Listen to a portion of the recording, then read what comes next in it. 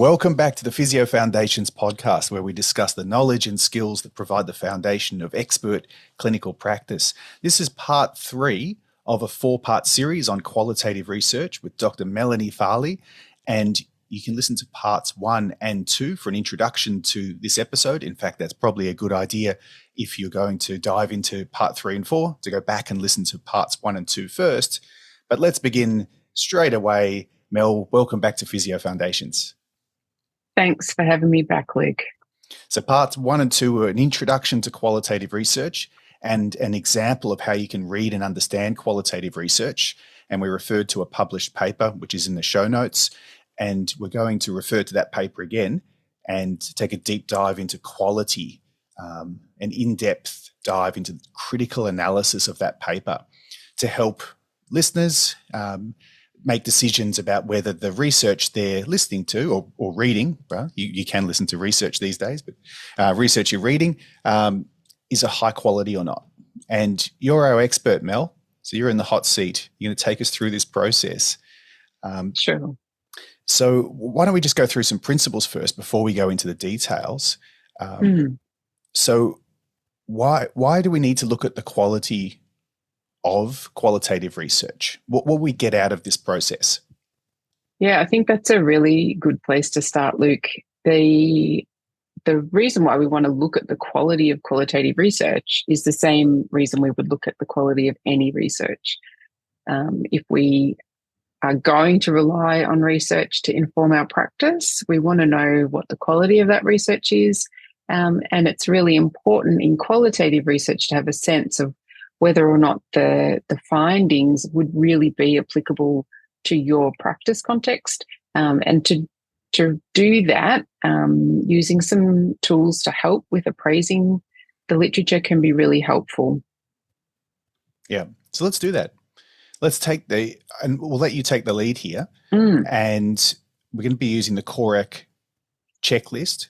Yes. And if you're following along here and you're doing this as a part of study, then go ahead and open up that paper and the checklist, which are in the show notes, and you can work through it. If you're listening to this in the car or on a run, don't look at anything. Keep concentrating, focus on the road, and you can let this information sort of wash over you and get an appreciation of the process. And you can bookmark this as a resource to come back to later if you're going to need to use this skill of quality appraisal. Yeah, absolutely. There's a couple of different checklists that you could use to appraise qualitative research, but today we are using the COREQ checklist. And the reason why we use checklists is that often researchers will use these checklists to help them capture all of the essential information in their journal article. Journal articles are short compared to all of the information that you might gather in a research project. So when you're prioritizing what you report, having things like the COREQ checklist can be helpful to make sure that we give the readers the information they need for the reader to evaluate the rigor and the trustworthiness of the research. So I'll just give you a bit of an overview of what the COREQ checklist is, which is a consolidated checklist for research evaluation for qualitative studies that usually qualitative studies that include interviews. It is sort of more specific to interview studies. It was developed by Tong, Sainsbury and Craig back in 2007. And it's actually got 32 items, which is why we're breaking this up over a couple of episodes because there's quite a few things to look at. And so there are these main domains in the COREQ checklist. So in today's episode, we're going to be talking about the research team and reflexivity section, which is who conducted the research, what their background and perspective was, which if you remember from episode 1 and 2, we talked about qualitative research, sort of being quite open about the fact that the researcher brings their own biases to the study, but there still needs to be some rigor around the way that the researcher manages their biases. So that first domain of the checklist looks at those things. Then we'll talk about the study design items into this episode. And then in episode 4, we'll go through the items related to analysis and reporting. All right. So the first thing with analysing the quality of any article is to obviously read the article through first. So not just reading the abstract. Not just read the abstract. And I'll give you a tip for this particular paper, as with many papers these days, there is information in the supplementary material that is really critical for helping evaluate the quality of the study. So I guess the other tip is, if you are looking at research, just check if there is supplementary material available and grab that as well as the article to help you with evaluating the quality of the article. So this article has the main article, and then there's supplementary material that actually has 4 appendices in it that are important for this evaluation. And so let's get into the research and design. So just as a quick reminder, if you haven't listened to episode 2, we talked about this paper, which was about talking to people with dementia and cognitive impairment and their support persons in rehabilitation to find out about their experiences in the inpatient rehabilitation setting. It has a pretty groovy title. I'm still in the lap of the gods. I don't know whether I'm going to improve or not. Listening to people with dementia or cognitive impairment and their support people. So that paper by Lawler and other colleagues is available open access on Disability and Rehabilitation Journal. We have the link in the show notes. And if we look at that article, you'll see that you need the supplementary material as well. So we start with looking at, what does this article tell us about the research team, and what do they tell us in the article about their biases and how they managed their own biases in relation to the research? And so that's something that gets called reflexivity in qualitative research. So the personal characteristics of the researcher are important when looking at qualitative research. And so there's 5 things that come up in that, which is around who were the researchers that did the interviews or focus groups, what were their qualifications and credentials, their occupation, their gender is also something that is taken into consideration, and their experience and training. The reason why we want to know all of those things is because if you want some reassurance that people in the research team had experience with qualitative research, you'd like to know if their occupation and their profession is similar and relevant. So this study did have physios involved. So if we're thinking about physios wanting to apply this research, we've got that information. In the article, it tells us that 2 researchers did the interviews, and one was very experienced with qualitative research and the other one was inexperienced, but they were a senior clinician. So they were quite experienced with working with people with cognitive impairment and talking to families and interviewing from a clinical perspective. But there was a sort of a mix of experience of the team, and that's quite common. It's reassuring to know that there was someone doing the interviews that was very experienced, who you can assume would be coaching the other one as they needed. We know that everyone on the team was a health professional. 4 of the 9 had PhDs, so it's a pretty well skilled and trained team. And everyone on the team had experience of working with people with dementia and cognitive impairment. And the article talks about something called insider and outsider perspectives. And what that means is that some of the team were from the ward and the hospital and the health service where the research was conducted. So they were insiders, which can be really helpful in qualitative research for getting buy-in to a project. But there was also outsider perspectives. So people on the team who had skills and experience but didn't actually work at the facility where the research was conducted.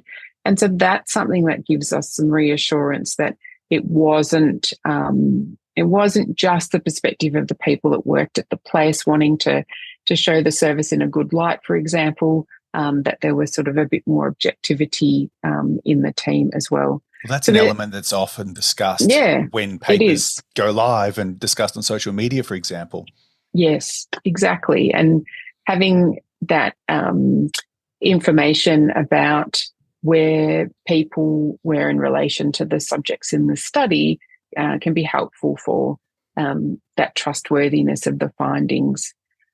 With the gender, the team did declare that both of the researchers identified as female in the reflexivity statement, which is one of the appendices to this article, but they didn't actually specifically state it for any other members of the team. And we can't assume from looking at names what people's identified gender was.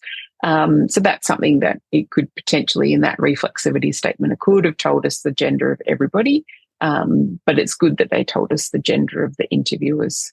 So that's the personal characteristics section. Is there anything else, Luke, that you reckon would be good to add for that section? Well, a question, I'm thinking about where this is going.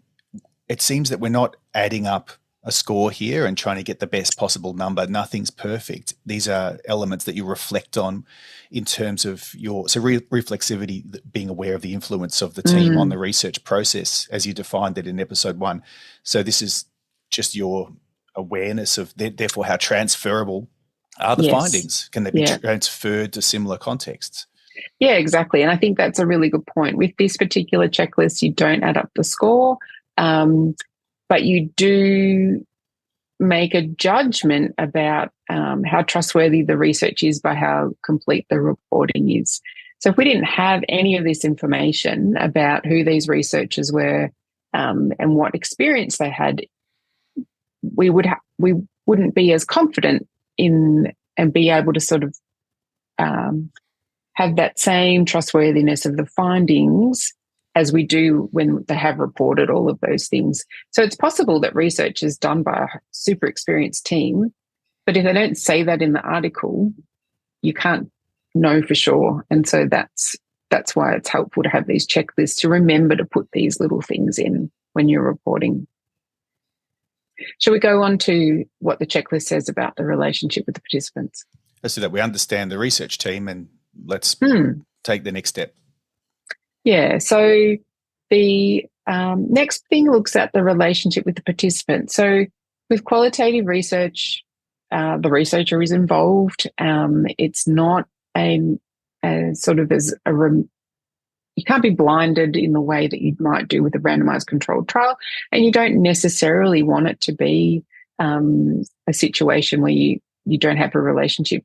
Getting qualitative data from interviews, for example, it requires you to build a rapport with people. Just like as a clinician, if you think about how important the relationship factors are for having a successful patient interview, to get the information that you need to work with them as a clinician, it's the same in a research context as well. And so in this article, they talk about the relationship on page 2, where they talk about the 2 researchers that did the interviews were clinically experienced, but they weren't actually working on the ward at the time of the study. And so that helps us think about the likelihood that people might have put forward a criticism or conveyed some negative information about the ward is probably more likely if they're talking to people not working on the ward at the time. So that's a good thing from this article. We also know that the research participants were identified by their clinical staff that were treating them, and the clinical staff let the researchers know if people were interested. So that again gives us confidence that no one was sort of coerced into participating in this research by the staff working on the ward referring people onto the research team. So if the way it would work is if people weren't even interested in participating, the clinical staff would never tell the research team. And so that's kind of a check and a balance for making sure that the participants are well looked after in the research project.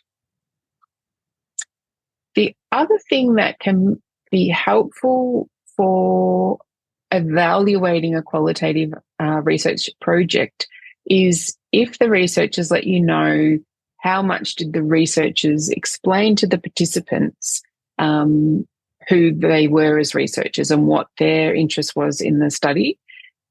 This is something that actually isn't directly stated in this particular report. It could be more explicit.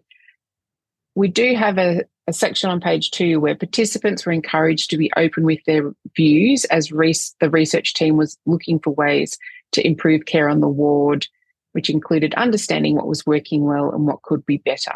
So from that, it's implied that the researcher told the participants, this is what this researcher is about and what we're asking these questions for. But if you look in the interview guide in the appendix, it doesn't actually have any sort of preamble there that tells us that there was a standard script that was kind of conveyed to each participant. So it's not that it's missing. It is there, but there are times when in the interview guide you'll see this blurb that it's kind of much more explicit what the researcher told the participant about themselves and why they were doing the research. Well, that's another example of why it's important to go and look at that supplementary Absolutely. material. You've mentioned word limits before, and the front end of it is word limited, but appendices are almost limitless, aren't they? Yes. Attachment. And so you need to go look at those. Yep, absolutely. The next thing is around the interviewer characteristics. And so this is where we would go and look at the reflexivity statement. So reflexivity statements are sometimes in the body of the article and sometimes in the appendix. So in this article, it's in the appendices. And so there's actually quite a extensive reflexivity statement. It's about 3/4 of a page, and it talks about how all of the team members were aware that there was a potential that their prior experiences could colour their approach to analysis and interpretation. But the team placed a high importance on advocacy, very keen to faithfully represent participant perspectives and demonstrate from the perspective of the people living with dementia and cognitive impairment. And we'll come back to that when we talk about what they've reported about their analysis. But that reflexivity statement is quite clear. So a paper that doesn't have anything that looks like a reflexivity statement, it can be difficult to sort of understand where was the researcher coming from. So that's why it's important to look for that. Don't we do that in a way as clinicians? You level and you get to speak on the patient's level, the person's level, and you come to terms with what you're trying to achieve here. I'm trying to help you, and you rather than you sitting physically above them and trying to be above them and ask them questions in the traditional interview. Yeah, absolutely. I think there's if you think about when you are interviewing a patient in a clinical context, it's likely that your values and beliefs don't necessarily always align with a patient, but you wouldn't sort of try and influence the patient to adopt your values and beliefs. You would actually respect theirs, and you would be cognizant of not imposing your own views and beliefs on the patient. It's the same in the qualitative research context. You go into those interviews knowing that you have a particular perspective. This team went through a process of being quite explicit with each other about what their positions were. And so then that helps when you go to interpret the data. And because the analysis is done as a team, and it often is in qualitative research, you keep each other in check. And you can sort of call it out if you think that sort of personal perspectives are overshadowing what the data actually says. Whereas in quantitative research, I might say, I hypothesize that this treatment is better than the other one, create 2 blinded groups, and then do the opposite. Try to, I'll put forward the null hypothesis that there's no difference, and try to blind everything and control for bias. Yes, exactly. But because the researcher is the instrument of data collection and analysis, you have to deal with the bias in a different way. So reflexivity is what you do. All right, shall we move on to the study design domain?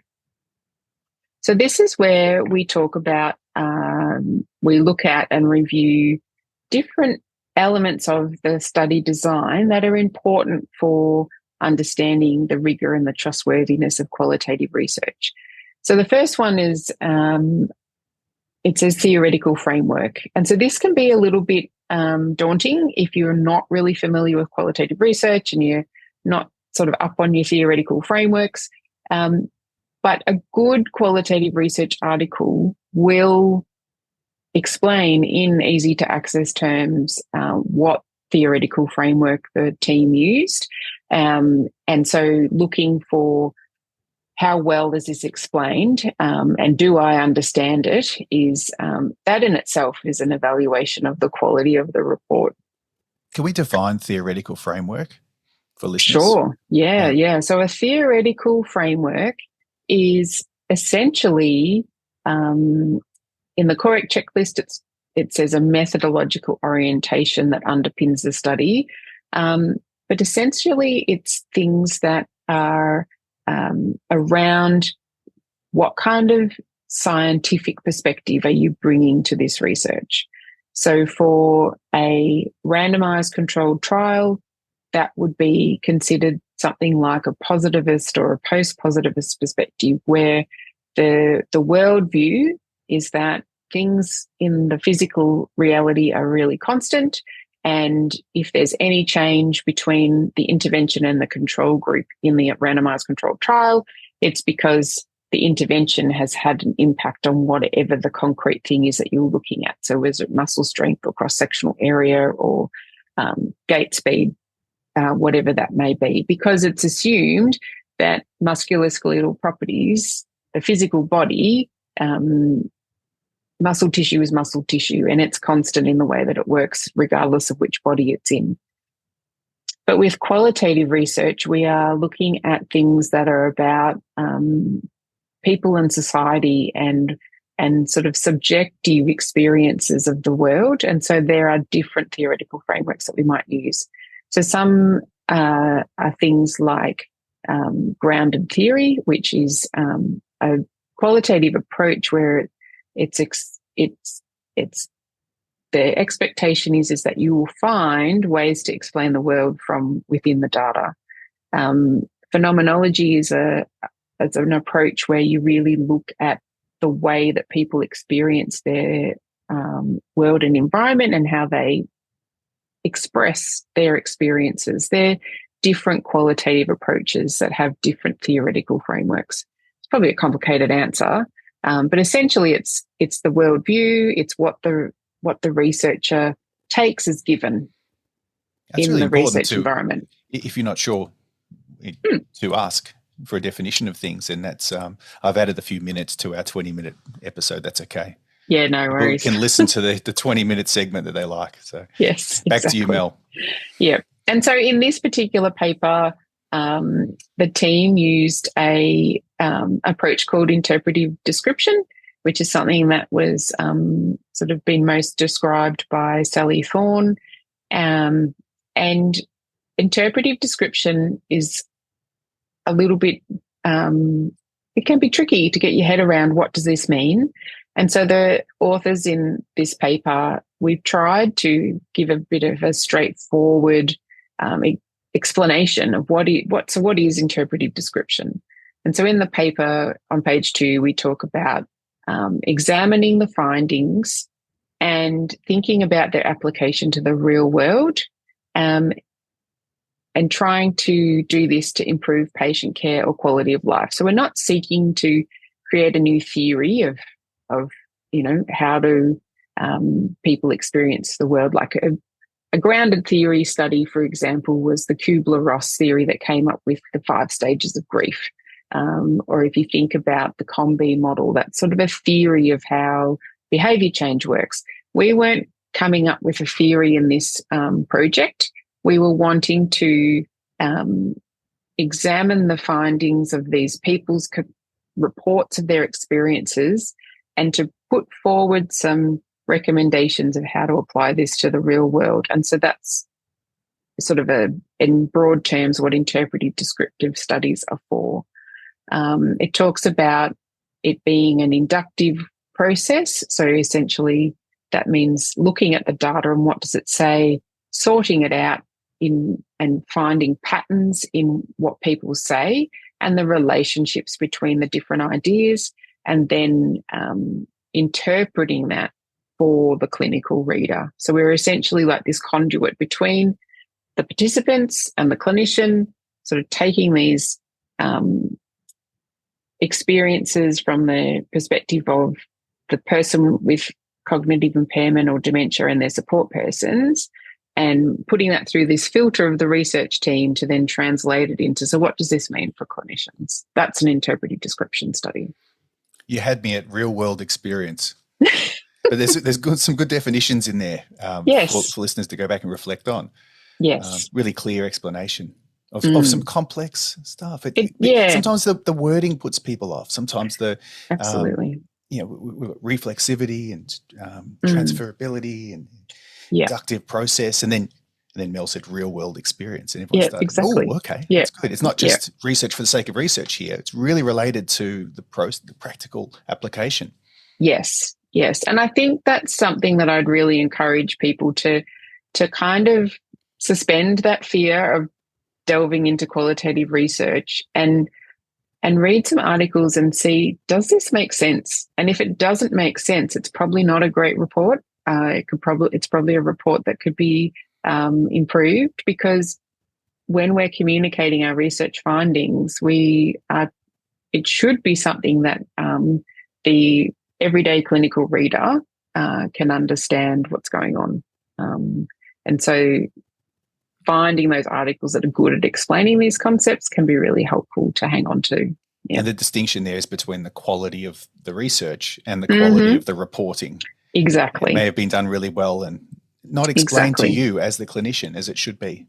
Correct. Yeah. I mean, if you think about a randomized controlled trial that gets a poor Pedro score, that poor Pedro score is about what was reported in the paper. It's not necessarily that the research was done in a poor way, but just the report of it hasn't allowed you to score it up on that evaluation tool.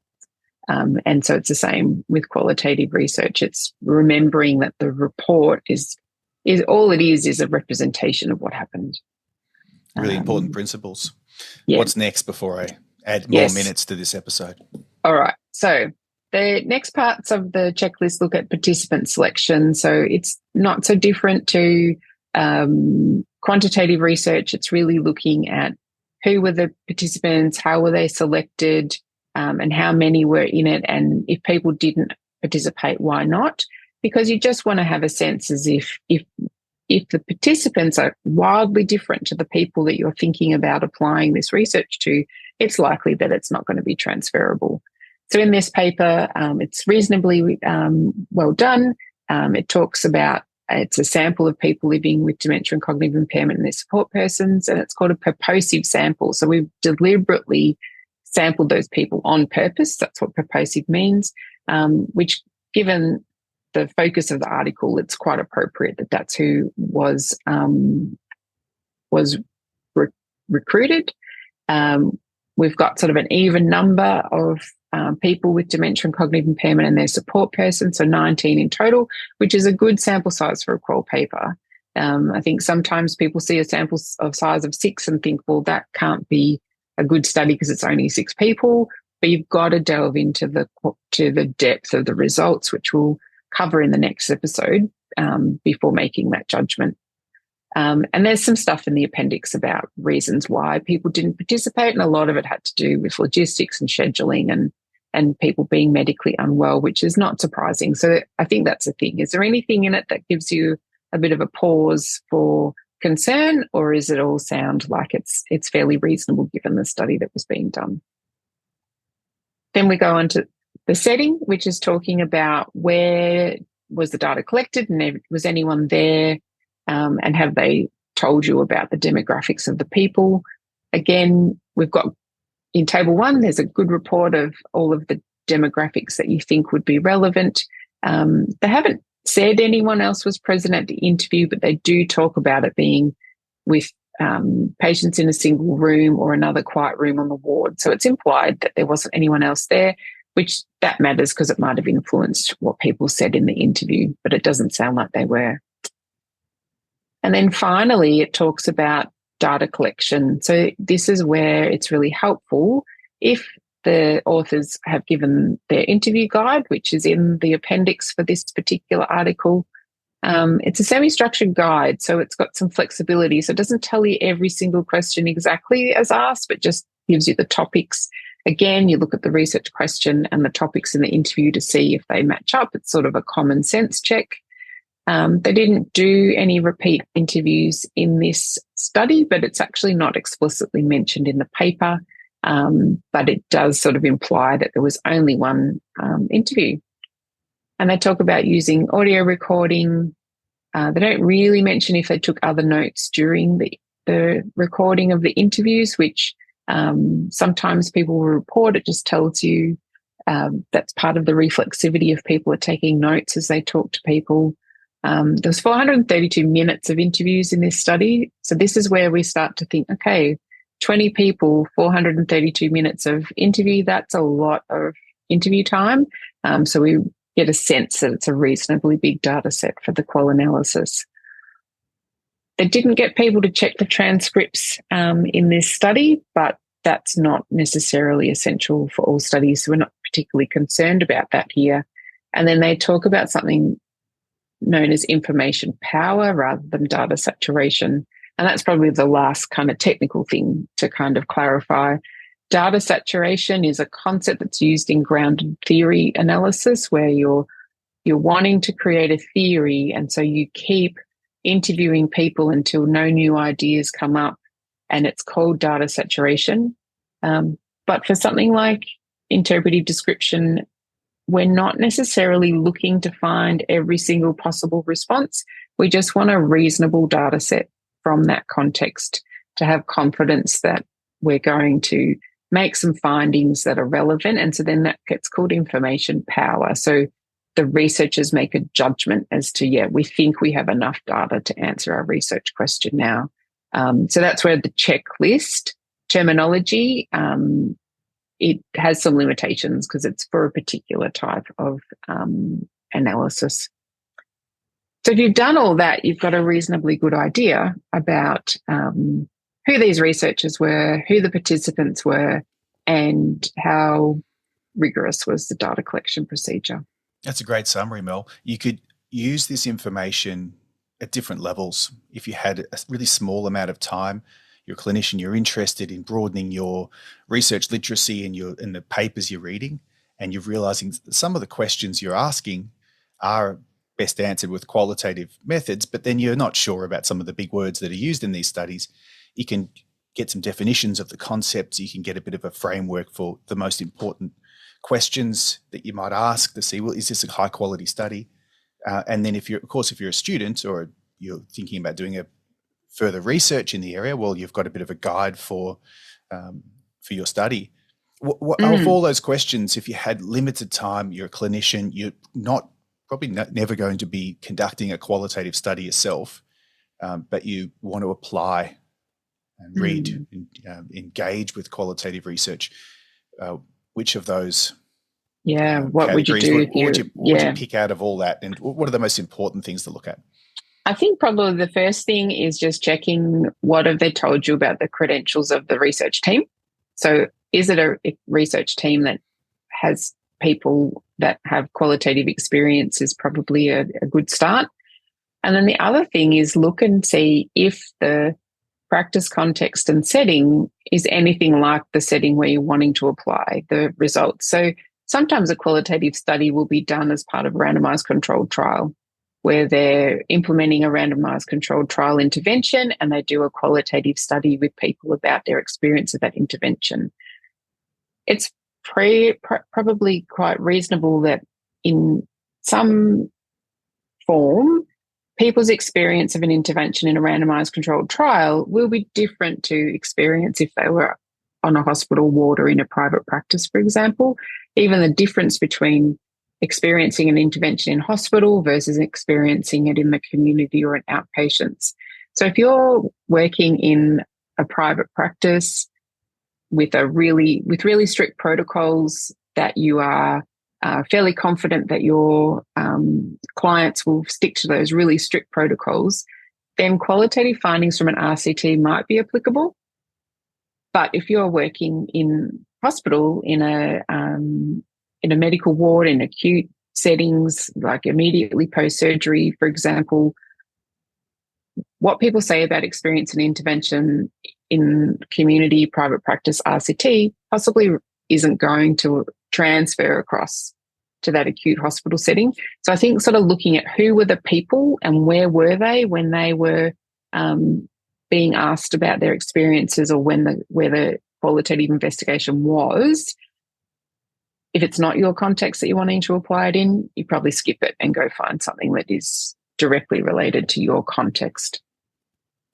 Which is very useful if you want to save time, because yes, you can then have that top level approach. Is this relevant to me in my context? If it's not, let's go find the next paper to read, rather than going into those details. If this was something very relevant to you and is going to change what you do, and those golden words, real world application in your context, well, then you've got Mel's taking you through a checklist for thinking about the elements of quality. Really useful. In the next episode, in our final part of this series, Mel, we're going to go through bringing it all together, and we're going to finish off discussion of the paper. So you can listen to that episode for more information. And then I'm going to ask you to summarize some of the resources and online resources and textbook chapters and everything else you might need to take your knowledge further. Anything else you'd add for part 3? No, I think if you've got this far, you're over halfway through the checklist, and hang in there. Hang in there, everyone. But really good, Mel. Thanks very much for sharing those definitions and those examples. Really good. And then we'll see you in the 4th and final part of the podcast. Excellent. So thanks, everyone. You can connect with us at Periton Physio, at Luke Periton, or follow Mel at Dr. Files on the social media stuff. And I'm sure you could track down Mel's email through her profile if you want to contact her. And thanks for your interest. And we'll see you in part 4. So until next time, this is Mel and Luke wishing you all the best with your studying, professional development, and lifelong learning.